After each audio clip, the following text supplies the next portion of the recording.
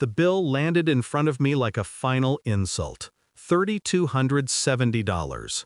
My sister's voice still echoed in my ears, sharp and gleeful. "Rachel, go find another table. This one's for family, not adopted girls." They all laughed, every single one of them. A symphony of mockery, clinking glasses, and smirks aimed straight at me.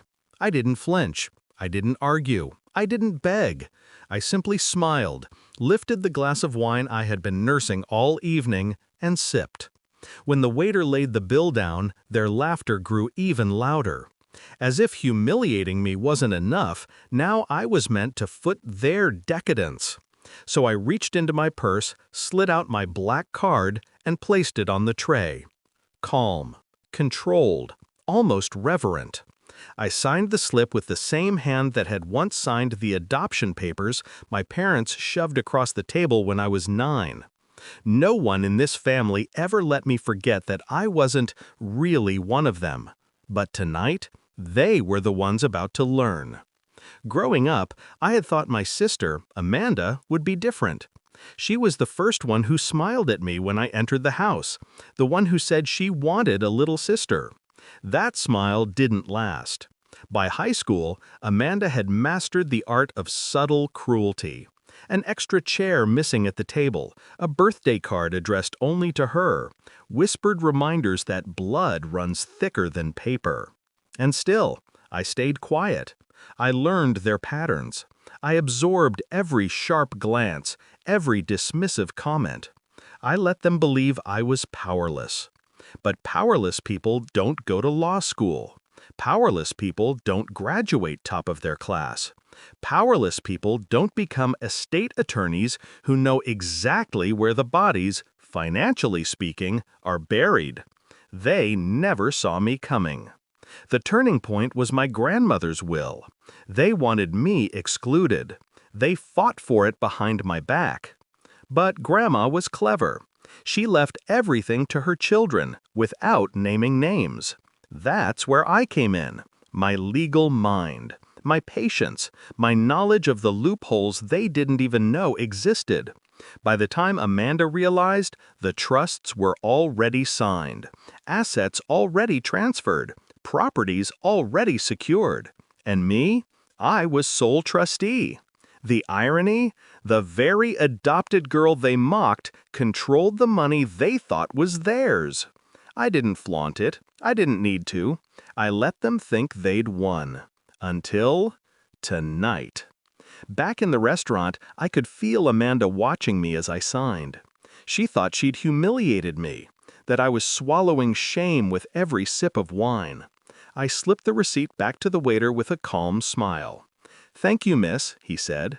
I almost pitied him. He didn't know the storm about to break. Amanda leaned back, triumphant, her fiancé laughing into his champagne flute. My mother dabbed her lips with a linen napkin, avoiding my eyes like always. That's when I heard it. A voice, steady and polite, cutting through the air like a blade. "Just a moment, please." The waiter stopped mid-turn. My attorney, my colleague, my ally, stood there, folder in hand. He had been waiting by the bar, as we planned. Amanda's smirk faltered. He opened the folder, pulling out the papers with deliberate care. "Before dessert arrives, I believe there's some unfinished business. Miss Jacobs," he looked directly at me, "shall we?" I nodded, keeping my expression neutral. My pulse, though, was steady, cold, calculated. Amanda's laugh cracked. "What the hell is this?" He placed the documents on the table, right beside her half-eaten creme brulee. "Notices of property transfer. Effective immediately, the vacation home, the trust fund disbursements, and the family accounts you've been drawing from revert fully to the trustee. That trustee is Rachel." Her face drained. My mother whispered, "No, that can't." But it could, and it did. Because while they were busy laughing at me, I had been busy tightening every screw, sealing every door, locking every account they thought belonged to them. Amanda shoved back her chair, knocking it against the floor. You can't do this!" Her fiancé stared at her, wide-eyed, realizing for the first time that the glittering life he thought he was marrying into was gone. I looked at her, really looked at her, the sister who had once smiled at me, then sharpened that smile into a weapon. And I spoke quietly, calm, final. "You told me to find another table. Maybe you should find another life.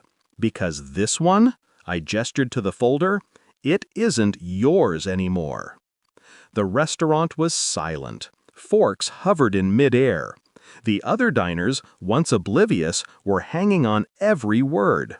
Amanda's face twisted, searching for something to throw back at me. But there was nothing left. I rose, picking up my purse with deliberate grace. The receipt for $3,270 was still tucked inside. I had paid for their last supper.